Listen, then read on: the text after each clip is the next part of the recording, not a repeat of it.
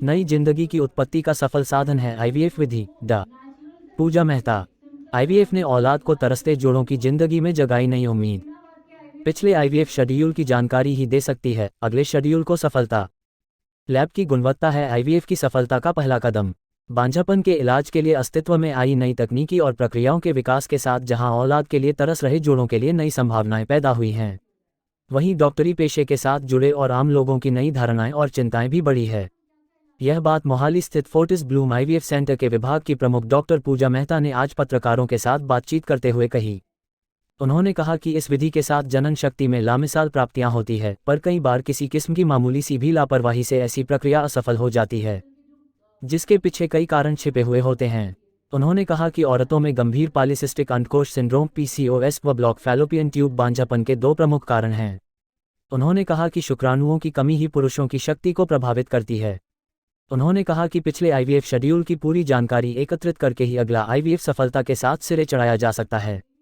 उन्होंने कहा कि फोर्टिस ब्लूम आईवीएफ सेंटर में ऐसी सभी सहूलियतें उपलब्ध हैं, जिस कारण कम शेड्यूल में भी जोड़ों को सफल गर्भधारण हो जाता है।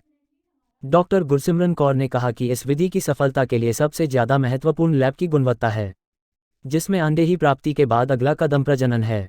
उन्होंने कहा कि जनन शक्ति के इलाज में अनेकों ऐसे कारक होते हैं जो इस इलाज प्रणाली को ज्यादा प्रभावित करते हैं। उन्होंने कहा कि इस दौरान थोड़ी सी लापरवाही गलत प्रभाव डाल सकती है। इस अवसर पर मौजूद डॉक्टर शिवानी गर्ग ने कहा कि आईवीएफ विधि नई जिंदगी बनाने की एक सफल विधि है। उन्होंने कहा कि 35 साल से कम उम्र वर्ग में 40 से 50% तक सफल रहते हैं। उन्होंने कहा कि भ्रूण के विकास के लिए अच्छी प्रयोगशाला होनी चाहिए, जहां अच्छे इंक्यूबेटर, लैमिनर फ्लो व अच्छे कल्चर मीडिया जैसी चीजें भी जरूरी हैं।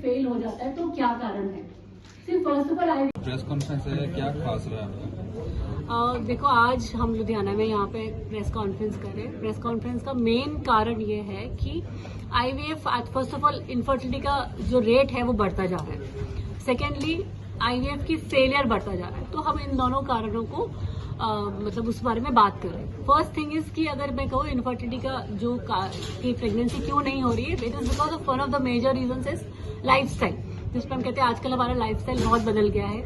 ड्रग्स, स्मोकिंग, अल्कोहल, लेडी और मेल दोनों में प्रमाण बहुत बढ़ गया है। स्लीपिंग हैबिट्स खराब हो गए हैं, डाइटरी हैबिट्स खराब हो गए हैं। उसके अलावा मैरिजेस की जो एज है वो बहुत लेट होती जा रही है। एज एज पार हो रही, जैसे अराउंड मोर देन 30-35 ईयर्स की एज में लोग शादी कर रहे हैं। तो मेरा सजेशन ये है कि अगर हम एक तो फर्स्ट ऑफ ऑल अपनी हैबिट्स चेंज करनी ही करनी हमने, बिकॉज हमने अपना लाइफस्टाइल तो बदलना ही है। लेकिन उसके अलावा अगर सपोज हम मैरिज लेट कर रहे हैं या हम मैरिज कर रहे हैं लेकिन प्रेगनेंसी लेट प्लान कर रहे हैं, तो हमें अपने एंटी मुलेरियन हार्मोन के ब्लड टेस्ट होते हैं और एक अल्ट्रासाउंड होता है लेडी में और एक मेल में सीमेंट टेस्ट होता है। ये करके अगर हम देख ले तो अगर सब कुछ ठीक है तो वी डोंट नीड टू, फिर हम थोड़ा वेट और कर सकते। 1 या 2 साल में ये टेस्ट जरूर कर लेने चाहिए मेल्स और फीमेल्स दोनों को। अब रही बात की आईवीएफ फेल क्यों होता है, तो इसमें मैं स्टार्ट जैसे पहले भी मैंने कहा था कि आईवीएफ एक नया जीवन बनाना है, जिसको कहते हैं जो एग और स्पर्म बन के जो एम्ब्रियो बनता है, वो एम्ब्रियो की क्वालिटी कैसी है वो बहुत इंपॉर्टेंट है। दूसरा होता है कि जो बच्चेदानी की लाइनिंग होती है जिसको कहते हैं एंडोमेट्रियम, वो किस तरह का है, जिसको कहते हैं जमीन, जिसमें हम जब बीज डालते हैं तो बीज और जमीन दोनों अच्छा होना बहुत जरूरी है।